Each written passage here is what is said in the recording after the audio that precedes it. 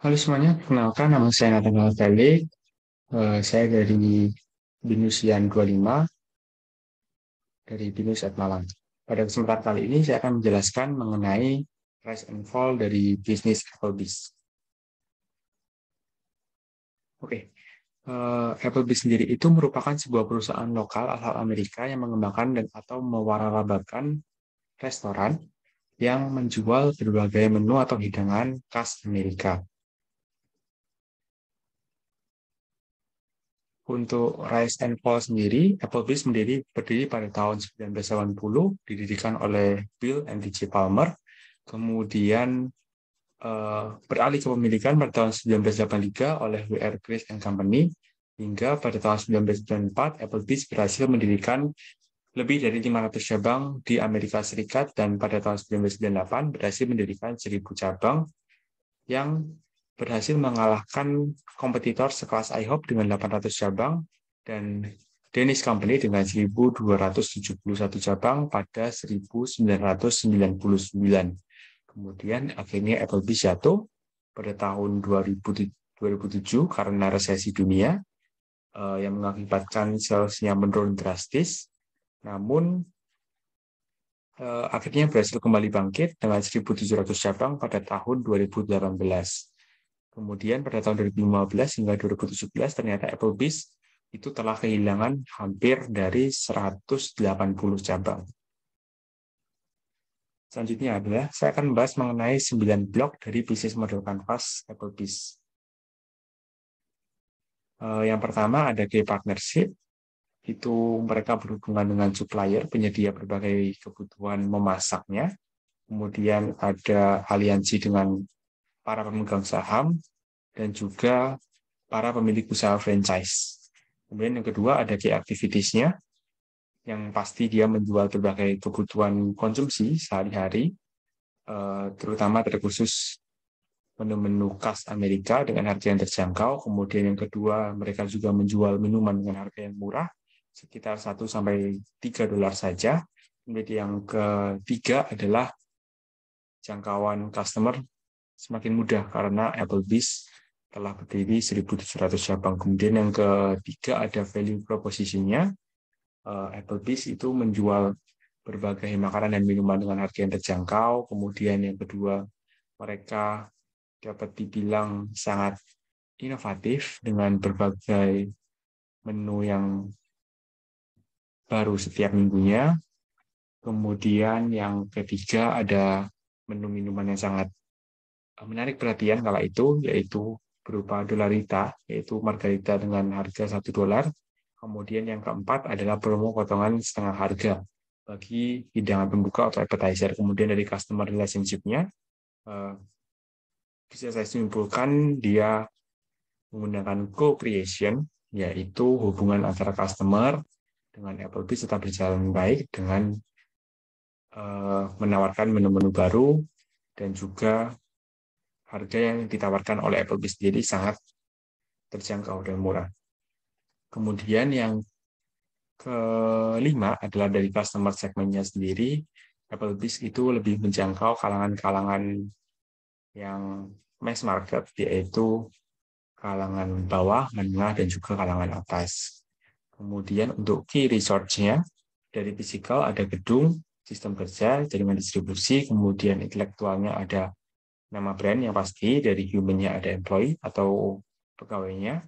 Secara finance, dia merupakan perusahaan terbuka, jadi sudah ada di saham. Kemudian yang ke-6 itu ada channel. Channel sendiri Applebee's, yang ke-7 ada channel. Applebee's sendiri telah membuka lebih dari 1.700 cabang sehingga tidak bisa diragukan lagi keterjangkauan dari Applebee's sendiri. Kemudian yang ada cost structure-nya, ada fixed cost dan variable cost. Kemudian revenue streams-nya juga ada penjualan menu-menunya yang pasti kepada customer melalui berbagai cabang. Kemudian Applebee's juga mendapatkan keuntungan dari franchise restoran yang diberikan, serta lisensi dari Applebee's, nama brand Applebee's sendiri. Kemudian selanjutnya Kita analisis berdasarkan strength-nya. Berdasarkan strength-nya, Applebee's itu menyesuaikan kebutuhan dan keinginan customer. Kemudian harganya yang ditawarkan juga sangat terjangkau. Kemudian ada promo-promo berupa potongan harga, setengah harga untuk appetizer. Kemudian ada menu baru setiap bulannya. Minuman yang disediakan pun juga memiliki harga yang sangat terjangkau. Serta cabang-cabangnya tersebar di seluruh Amerika Serikat. Kemudian untuk weekdays-nya sendiri, Applebee's itu menu yang ditawarkan itu tidak ada untuk vegan atau vegetarian. Kemudian ruang lingkup manajemennya sangat kecil, serta kualitas dari makanannya yang sangat buruk.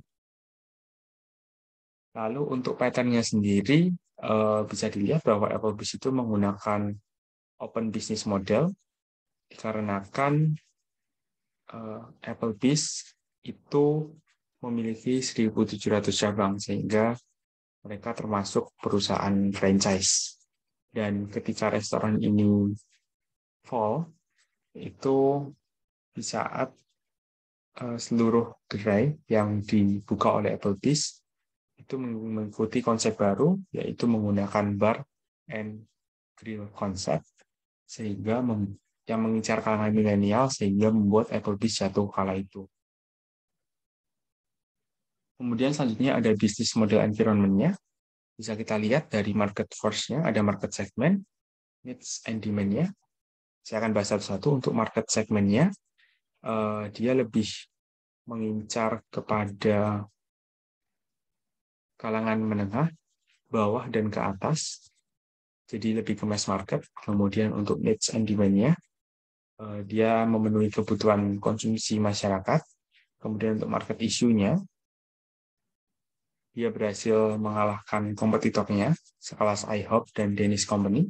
Kemudian untuk switching cost-nya, dia menawarkan berbagai promo-promo menarik untuk mendapatkan sales yang lebih besar untuk kedepannya. Dan revenue attractive-nya, Applebee's bisa dibilang cukup murah dengan harga yang relatif terjangkau untuk semua kalangan.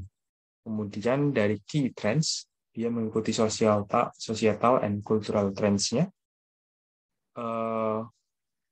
Di kehidupan sosial zaman sekarang, tidak mudah bagi kita untuk tetap bertahan dengan jati diri sebuah usaha. Sehingga Applebee's ini menyediakan makanan yang tetap dengan harga yang terjangkau dan relatif terbilang murah. Kemudian dari socio-economic trends-nya, Applebee's berhasil membuka gerainya di total dengan 1.700 cabang di daerah yang berbeda-beda.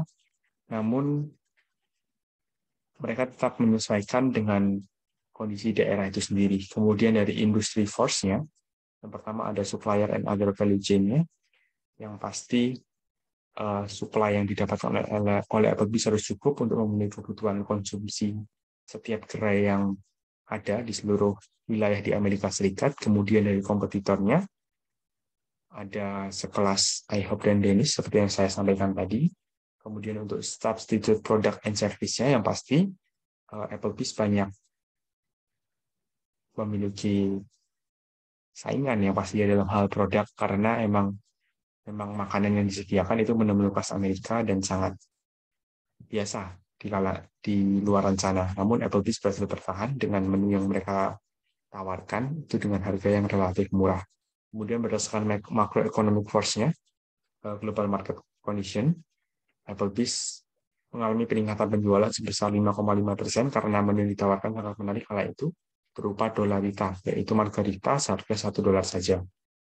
Next, yaitu value chain proposition-nya. Yang pertama ada customer profile, terdiri dari customer jobs, customer pain, and customer gain. Customer job bisa dilihat sendiri, mencari customer yang ingin membeli atau makan makanan yang sehat dan dengan harga terjangkau, kemudian memberikan ulasan dan masukan, kemudian menjaga restoran yang aman dan aman. Kemudian dari customer pain-nya, tentu dari kualitas makanan yang sangat buruk, kemudian pelayanan juga yang kurang maksimal, lokasi yang kurang terjangkau, dan tidak tersedianya menu bagi vegetarian. Kemudian dari customer gain-nya, itu harga yang sangat terjangkau, minuman alkohol yang relatif sangat murah. Kemudian dari menu yang cukup bervariasi dan selalu ada menu baru setiap minggunya. Kemudian kita lanjut bergeser ke value map. Terdiri dari 3 juga, ada product and services, kemudian ada pain relievers, kemudian ada gain creator. Dari product and service-nya, pertama Applebee's, ada menu boneless buffalo wings menjadi favoritnya kala itu. Kemudian ada Dollarita juga menjadi salah satu menu yang andalannya yang membuat Applebee's berhasil kembali bangkit, dan beberapa menu lainnya yang masih disukai oleh masyarakat hingga saat ini. Kemudian dari pain-nya, Applebee's tentu harus memperbaiki kualitas dan mutu makanan, kemudian kualitas layanan dan atmosfer atau suasana bagi customer. Kemudian untuk yang game, tentu mereka menghadirkan makanan khas Amerika dengan harga terjangkau, dengan minuman juga yang sangat harga terjangkau. Kemudian dia membuka franchise restoran dengan 2010 cabang, sehingga bisa dipastikan bahwa accessibility dari Applebee's sangat baik. Selanjutnya untuk value proposition, pasti keduanya ini sangat berhubungan ya. Berdasarkan dari hasil analisa value map dan customer profile, maka bisa disimpulkan bahwa kedua hal tersebut saling berhubungan. Hal ini terlihat jelas dari keselarasan antar keduanya, baik dari segi price, variety of menu, accessibility, dan lain sebagainya. Kemudian untuk solusi sendiri bagi Applebee's, yang pertama, mereka harus bisa memberikan menu khusus bagi para vegetarian atau vegan agar jangkauan customer-nya bisa semakin luas lagi. Kemudian mereka harus memiliki SOP untuk pelayanannya, baik dari segi pelayanan maupun makanan yang diberikan. Kalau dari segi makanan, memang seharusnya mereka merekrut chef profesional sehingga kualitas makanan tidak bisa diragukan lagi. Kemudian yang keempat, mereka harus tetap mempertahankan atmosfer atau suasana yang nyaman bagi customer ketika makan atau menikmati makanan di Applebee's. Kemudian lesson learning yang bisa saya dapatkan dari Applebee's, yang pertama yaitu sebagai sebuah brand maka kita harus memiliki jati diri atau keunikan tersendiri yang tetap harus kita pertahankan. Kemudian harus terus berinovasi dan berkreasi. Hal ini terlihat jelas dari salah satu menu Applebee's yaitu Dollarita yang membuat Applebee's kembali bangkit.